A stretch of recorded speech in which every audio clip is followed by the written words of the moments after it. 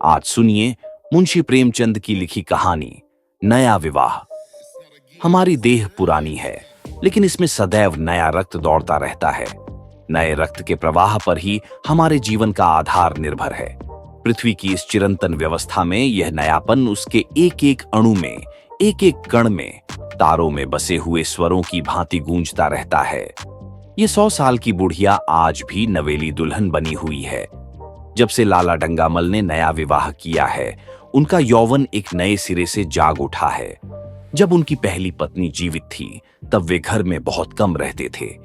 प्रातः से 10-11 बजे तक वे पूजा पाठ ही करते रहते थे।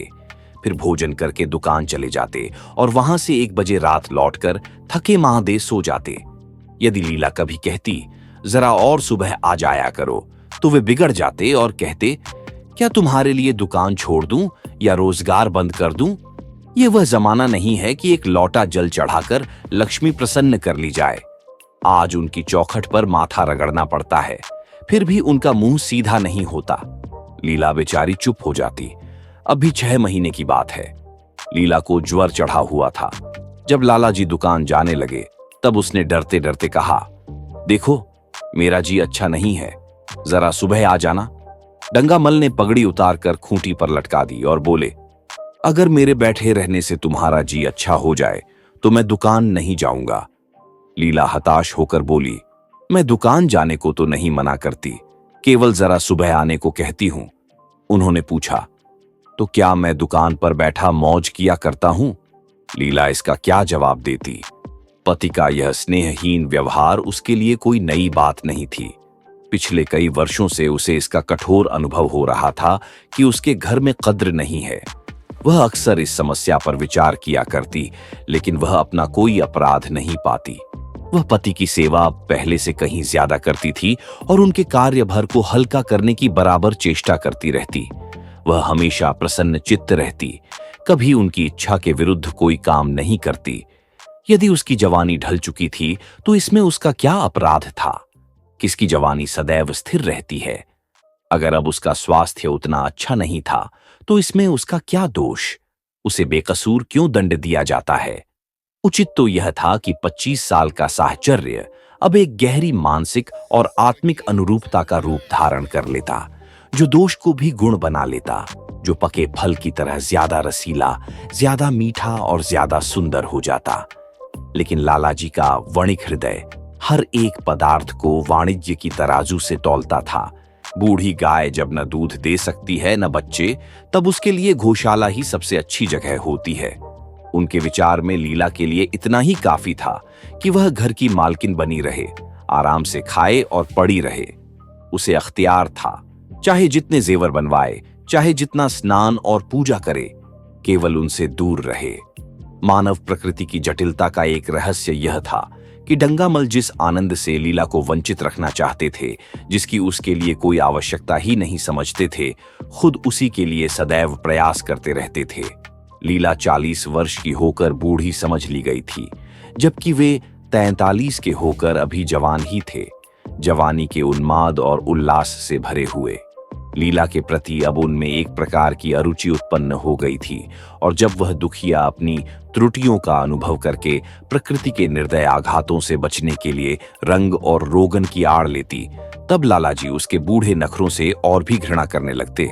वे कहते, वाह री तृष्णा, 7 लड़कों की मां हो गई, बाल खिचड़ी हो गए, चेहरा धुले हुए फलालैन की तरह सिकुड़ गया, मगर आपको अभी महावर, सेंदूर, मेहंदी और उबटन की हवस बाकी है। औरतों का स्वभाव कितना विचित्र है, न जाने क्यों वे बनाव सिंगार पर इतना ध्यान देती हैं। पूछो, अब तुम्हें और क्या चाहिए? क्यों नहीं मन को समझा लेती कि जवानी विदा हो गई और इन उपादानों से वह वापस नहीं बुलाई जा सकती? लेकिन वे खुद जवानी का स्वप्न देखते रहते थे। उनकी जवानी की तृष्णा अभी शांत नहीं हुई थी। वे जाड़ों में रसों और पाखों का सेवन करते रहते थे। हफ्ते में 2 बार खिजाब लगाते और एक डॉक्टर से मंकी ग्लैंड के विषय में पत्र व्यवहार कर रहे थे। लीला ने उन्हें असमंजस में देखकर कातर स्वर में पूछा, क्या तुम कुछ बता सकते हो? कितने बजे आओगे? लालाजी ने शांति से पूछा, तुम्हारा जी आज कैसा है? लीला क्या जवाब दे? अगर वह कहती कि बहुत खराब है, तो शायद वे वहीं बैठ जाएं और उसे जली कटी सुनाकर अपने दिल का बुखार निकालें। अगर वह कहती कि अच्छी हूं तो शायद निश्चिंत होकर 2 बजे तक कहीं खबर लें। इस दुविधा में डरते डरते बोली, अब तक तो हल्की थी, लेकिन अब कुछ भारी हो रही है। तुम जाओ, दुकान पर लोग तुम्हारी राह देख रहे होंगे। हाँ, ईश्वर के लिए 1-2 न बजा देना।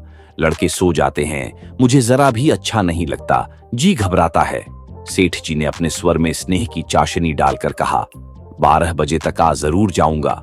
लीला का मुख धूमिल हो गया। उसने कहा, क्या तुम 10 बजे तक नहीं आ सकते? उन्होंने उत्तर दिया, 11:30 बजे से पहले किसी तरह नहीं। नहीं, 10:30? अच्छा, 11 बजे। लाला वादा करके चले गए, लेकिन 10 बजे रात को एक मित्र ने मुजरा सुनने के लिए बुला भेजा। इस निमंत्रण को कैसे अस्वीकार कर देते? जब एक व्यक्ति आपको खातिर से बुलाता है, तब यह कहां की भलमनसाहत है कि आप उसका निमंत्रण अस्वीकार कर दें। लालाजी मुजरा सुनने चले गए और 2 बजे लौटे। चुपके से आकर उन्होंने नौकर को जगाया और अपने कमरे में जाकर लेट गए। लीला उनकी राह देखती रही, प्रतिक्षण विकल वेदना का अनुभव करती हुई न जाने कब सो गई थी। अंततः इस बीमारी ने अभागिनी लीला की जान ही ले ली। लालाजी को उसके मरने का बहुत दुख हुआ। मित्रों ने संवेदना के तार भेजे। एक दैनिक पत्र ने शोक प्रकट करते हुए लीला के मानसिक और धार्मिक सद्गुणों का बढ़ाकर वर्णन किया। लालाजी ने इन सभी मित्रों को हार्दिक धन्यवाद दिया और लीला के नाम से बालिका विद्यालय में 5 वजीफे प्रदान किए। मृतक भोज जितने समारोह से किया गया, वह नगर के इतिहास में बहुत दिनों तक याद रहेगा। लेकिन 1 महीना भी नहीं गुजरा था कि लालाजी के मित्रों ने चारा डालना शुरू कर दिया और इसका असर यह हुआ कि 6 महीने की विधुरता के तप के बाद उन्होंने दूसरा विवाह कर लिया। आखिर बेचारे क्या करते? जीवन में एक सहचरी की आवश्यकता तो थी ही और इस उम्र में यह अनिवार्य हो गई थी। जब से नई पत्नी आई, लालाजी के जीवन में आश्चर्यजनक परिवर्तन हो गया। दुकान से अब उतना प्रेम नहीं था। लगातार हफ्तों न जाने में भी उनके कारोबार में कोई हर्ज नहीं होता था। जीवन के उपभोग की जो शक्ति दिन प्रतिदिन क्षीण होती जा रही थी, अब वह छींटे पाकर सजीव हो गई थी। सूखा पेड़ हरा हो गया था, उसमें नई नई कोपलें फूटने लगी थीं। मोटर नई आ गई थी, कमरे नए फर्नीचर से सजा दिए गए थे, नौकरों की संख्या बढ़ गई थी, रेडियो आ पहुंचा था और प्रतिदिन नए नए उपहार आते रहते थे। लालाजी की बूढ़ी जवानी जवानों की जवानी से भी प्रखर हो गई थी, उसी तरह जैसे बिजली का प्रकाश चंद्रमा के प्रकाश से ज्यादा स्वच्छ और मनोरंजक होता है। लालाजी को उनके मित्र इस रूपांतरण पर बधाई देते थे। जब वे गर्व के साथ कहते, भाई हम तो हमेशा जवान रहे और हमेशा जवान रहेंगे। बुढ़ापा यहां आए तो उसके मुंह में कालिख लगाकर गधों पर उलटा सवार करा के शहर से निकाल दें। जवानी और बुढ़ापे को न जाने क्यों लोग अवस्था से संबंधित कर देते हैं। जवानी का उम्र से उतना ही संबंध है जितना धर्म का आचार्य से, रुपये का ईमानदारी से और रूप का श्रृंगार से। आजकल के जवानों को आप जवान कहते हैं, उनकी 1000 जवानियों को अपने 1 घंटे से भी न बदलूंगा।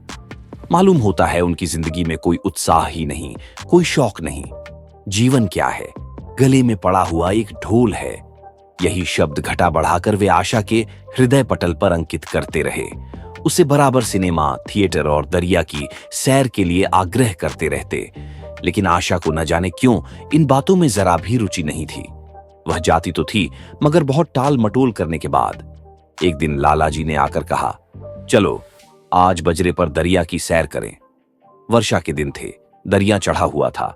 मेघमालाएं अंतर्राष्ट्रीय सेनाओं की भांति रंग बिरंगी वर्दियां पहने आकाश में कवायद कर रही थीं। सड़क पर लोग मलार और बारहमासा गाते चलते थे। बागों में झूले पड़ गए थे। आशा ने बेदिली से कहा, मेरा जी तो नहीं चाहता। लालाजी ने मृदु प्रेरणा के साथ कहा, तुम्हारा मन कैसा है जो आमोद प्रमोद की ओर आकर्षित नहीं होता? चलो जरा दरिया की सैर देखो। सच कहता हूं, बजरे पर बड़ी बहार रहेगी। आप जाइए, मुझे और कई काम करने हैं। काम करने को आदमी है, तुम क्यों काम करोगी? महाराज अच्छे सालन नहीं पकाते, आप खाने बैठेंगे तो यूं ही उठ जाएंगे।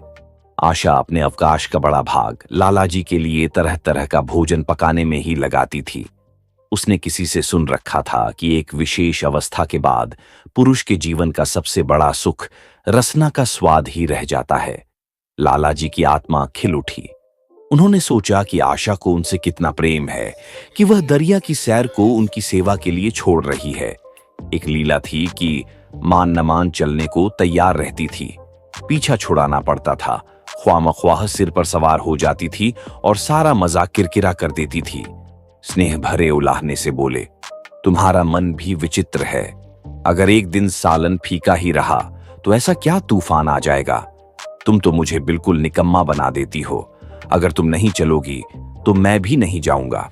आशा ने जैसे गले से फंदा छुड़ाते हुए कहा, आप भी तो मुझे इधर उधर घुमा फिराकर मेरा मिजाज बिगाड़ देते हैं। ये आदत पड़ जाएगी तो घर का धंधा कौन करेगा। मुझे घर के धंधों की रत्ती भर भी परवाह नहीं, बाल की नोक बराबर भी नहीं। मैं चाहता हूं कि तुम्हारा मिजाज बिगड़े और तुम गृहस्थी की चक्की से दूर रहो। और तुम मुझे बार बार आप क्यों कहती हो। मैं चाहता हूं तुम मुझे तुम कहो, तू कहो, गालियां दो, धौल जमाओ। तुम तो मुझे आप कहकर जैसे देवता के सिंहासन पर बैठा देती हो। मैं अपने घर में देवता नहीं, चंचल बालक बनना चाहता हूं। आशा ने मुस्कुराने की चेष्टा करते हुए कहा, भला मैं आपको तुम कहूंगी। तुम बराबर वाले को कहा जाता है, बड़ों को नहीं। मुनीम ने 1 लाख के घाटे की खबर सुनाई होती तो भी शायद लाला जी को इतना दुख नहीं होता जितना आशा के इन कठोर शब्दों से हुआ। उनका सारा उत्साह, सारा उल्लास जैसे ठंडा पड़ गया। सिर पर बांकी रखी हुई फूलदार टोपी, गले में पड़ी हुई जोगिए रंग की चुनी हुई रेशमी चादर, वह तंजेब का बेलदार कुत्ता जिसमें सोने के बटन लगे हुए थे, ये सारा ठाठ कैसे उन्हें हास्यजनक जान पड़ने लगा, जैसे वह सारा नशा किसी मंत्र से उतर गया हो। निराश होकर बोले, तो तुम्हें चलना है या नहीं। मेरा जी नहीं चाहता तो मैं भी नहीं जाऊंगा। मैं आपको कब मना करती हूं। फिर आप क्यों कहा। आशा ने जैसे भीतर से जोर लगाकर कहा, तुम, और उसका मुखमंडल लज्जा से आरक्त हो गया। हां, इसी तरह तुम कहा करो। तो तुम नहीं चल रही हो। अगर मैं कहूं तुम्हें चलना पड़ेगा तब चलूंगी। आपकी आज्ञा मानना मेरा धर्म है। लाला जी आज्ञा न दे सके। आज्ञा और धर्म जैसे शब्द उनके कानों में चुभने से लगे। खिसियाए हुए बाहर को चल पड़े। उस वक्त आशा को उन पर दया आ गई। बोली, तो कब तक लौटोगे। मैं नहीं जा रहा हूं। अच्छा, तो मैं भी चलती हूं। जैसे कोई जिद्दी लड़का रोने के बाद अपनी इच्छित वस्तु पाकर उसे पैरों से ठुकरा देता है, उसी तरह लाला जी ने मुंह बनाकर कहा, तुम्हारा जी नहीं करता तो न चलो। मैं आग्रह नहीं करता। आप नहीं, तुम बुरा मान जाओगे। आशा गई, लेकिन उमंग से नहीं। जिस मामूली वेश में थी उसी तरह चल खड़ी हुई। न कोई सजीली साड़ी, न जड़ाऊ गहने, न कोई सिंगार, जैसे कोई विधवा हो। ऐसी ही बातों पर लाला जी मन में झुंझला उठते थे। ब्याह किया था जीवन का आनंद उठाने के लिए, झिलमिलाते हुए दीपक में तेल डालकर उसे और चटक करने के लिए। अगर दीपक का प्रकाश तेज न हुआ तो तेल डालने से लाभ। न जाने इसका मन क्यों इतना शुष्क और नीरस है, जैसे कोई ऊसर का पेड़ हो। कितना ही पानी डालो, उसमें हरी पत्तियों के दर्शन न होंगे। जड़ाऊ गहनों से भरी पेटारियां खुली हुई हैं, कहां कहां से मंगवाए, दिल्ली से, कलकत्ते से। कैसी कैसी बहुमूल्य साड़ियां रखी हुई हैं, एक नहीं सैकड़ों, पर केवल संदूक में कीड़ों का भोजन बनने के लिए। दरिद्र घर की लड़कियों में यही ऐब होता है।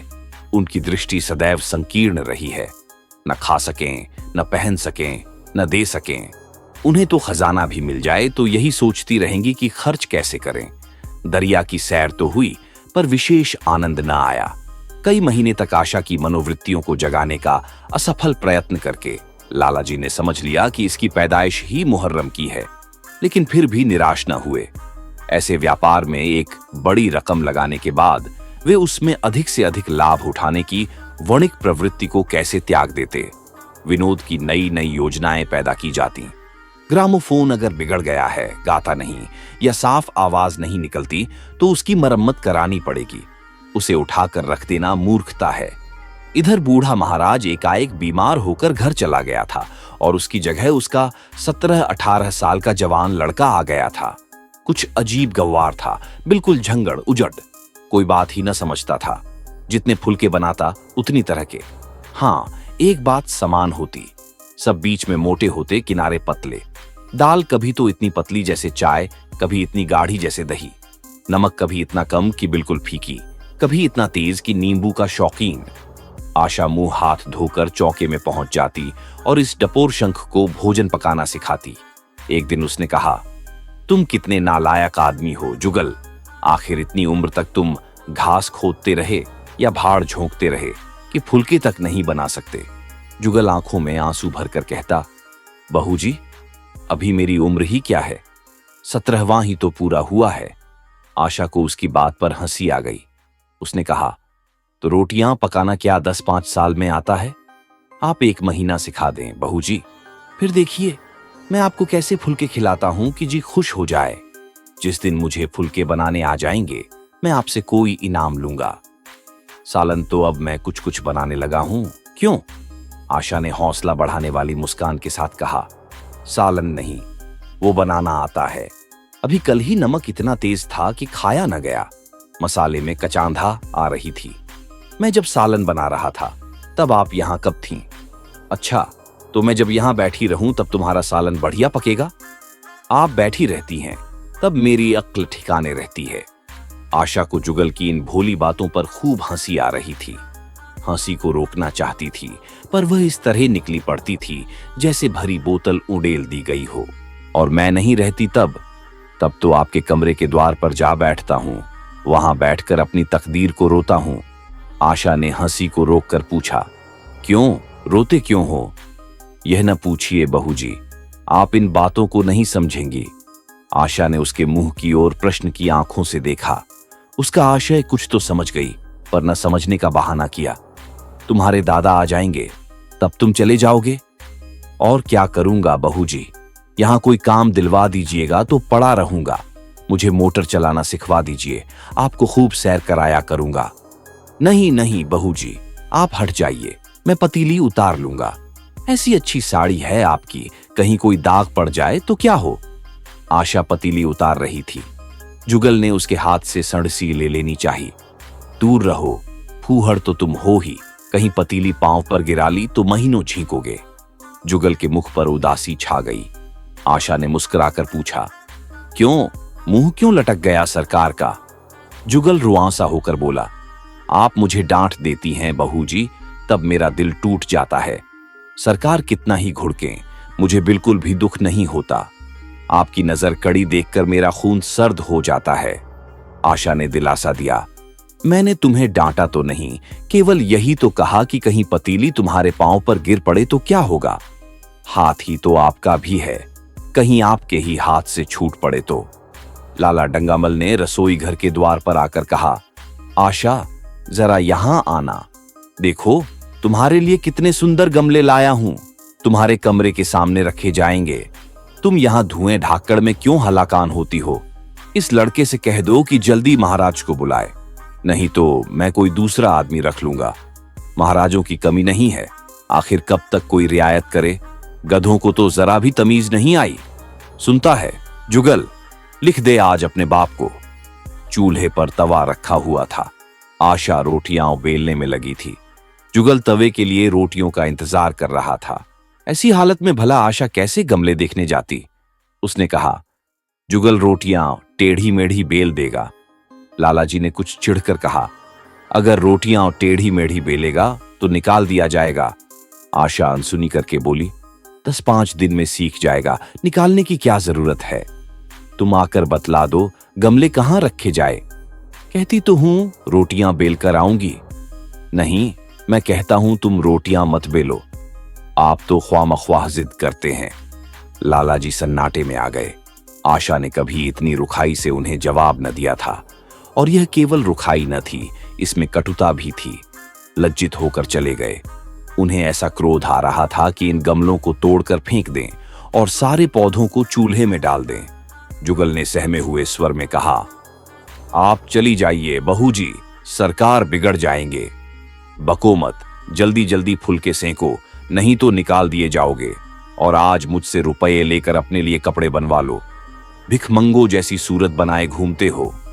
और बाल क्यों इतने बढ़ा रखे हैं? तुम्हें नाई भी नहीं जड़ता? जुगल ने दूर की बात सोची, बोला, कपड़े बनवा लूं तो दादा को हिसाब क्या दूंगा? अरे पागल, मैं हिसाब में नहीं देने कहती, मुझसे ले जाना। जुगल काहिलपन की हंसी हंसा, आप बनवाएंगी तो अच्छे कपड़े लूंगा। खद्दर के मलमल का कुर्ता, खद्दर की धोती, रेशमी चादर, अच्छा सा चप्पल। आशा ने मीठी मुस्कान से कहा, और अगर अपने दाम से बनवाने पड़े तब कपड़े ही क्यों बनवाऊंगा? बड़े चालाक हो तुम। जुगल ने अपनी बुद्धिमत्ता का प्रदर्शन किया। आदमी अपने घर में सूखी रोटियां खाकर सो रहता है, लेकिन दावत में तो अच्छे अच्छे पकवान ही खाता है। वहां भी यदि रूखी रोटियां मिलें तो वह दावत में जाए ही नहीं। ये सब मैं नहीं जानती। एक गाढ़े का कुर्ता बनवा लो और एक टोपी ले लो। हजामत के लिए 2 आने पैसे ऊपर से ले लो। जुगल ने मानकर कहा, रहने दीजिए, मैं नहीं लेता। अच्छे कपड़े पहनकर निकलूंगा, तब तो आपकी याद आएगी। सड़ियल कपड़े पहनकर तो और जी जलेगा। तुम स्वार्थी हो, मुफ्त के कपड़े लोगे और साथ ही बढ़िया भी। जब यहां से जाने लगूं तब आप मुझे अपना एक चित्र दीजिएगा। मेरा चित्र लेकर क्या करोगे? अपनी कोठरी में लगाऊंगा और नित्य देखा करूंगा। बस वही साड़ी पहनकर खिंचवाना जो कल पहनी थी, और वही मोतियों की माला भी हो। मुझे नंगी नंगी सूरत अच्छी नहीं लगती। आपके पास तो बहुत गहने होंगे, आप पहनती क्यों नहीं? तो तुम्हें गहने अच्छे लगते हैं? बहुत। लालाजी ने फिर आकर जलते हुए मन से कहा, अभी तक तुम्हारी रोटियां नहीं पकी जुगल। अगर कल से तूने अपने आप अच्छी रोटियां नहीं पकाई तो मैं तुझे निकाल दूंगा। आशा ने तुरंत हाथ मुंह धोया और बड़े प्रसन्न मन से लालाजी के साथ गमले देखने चली। इस समय उसकी छवि में प्रफुल्लता की रौनक थी, बातों में भी जैसे शक्कर घुली हुई थी। लालाजी का सारा खिसियानापन मिट गया था।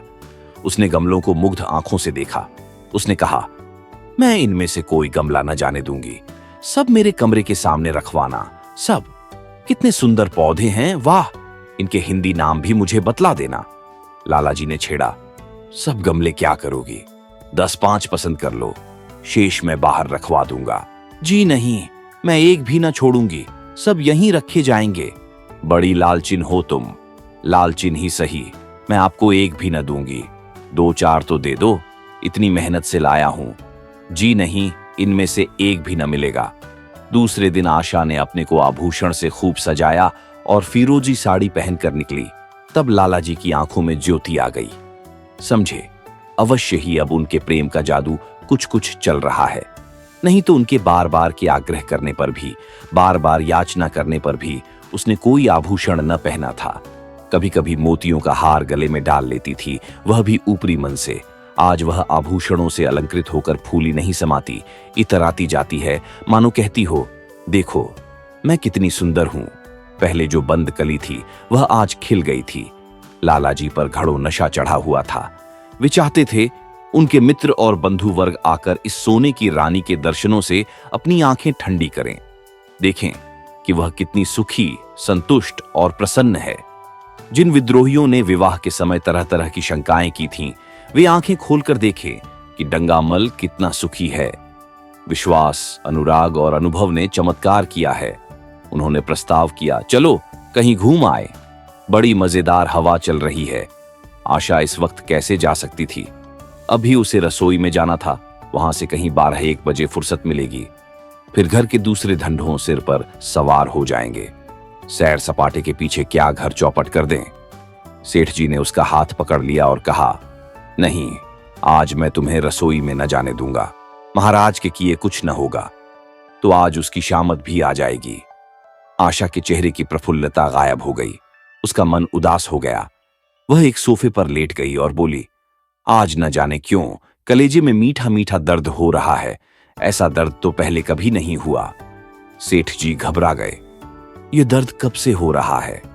रात से ही हो रहा है, लेकिन कुछ देर पहले कम हो गया था, अब फिर से शुरू हो गया है। रह रहकर जैसे चुभन होती है।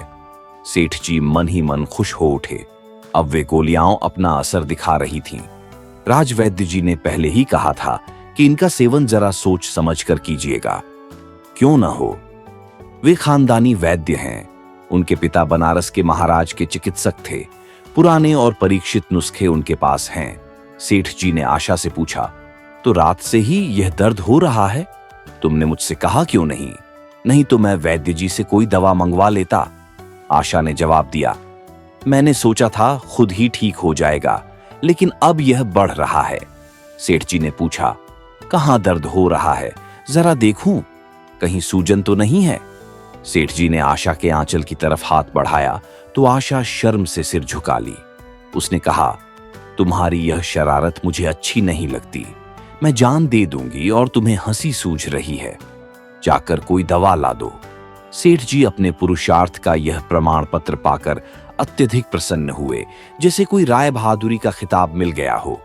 इस विजय की खबर बिना फैलाए उन्हें चैन कैसे मिलता?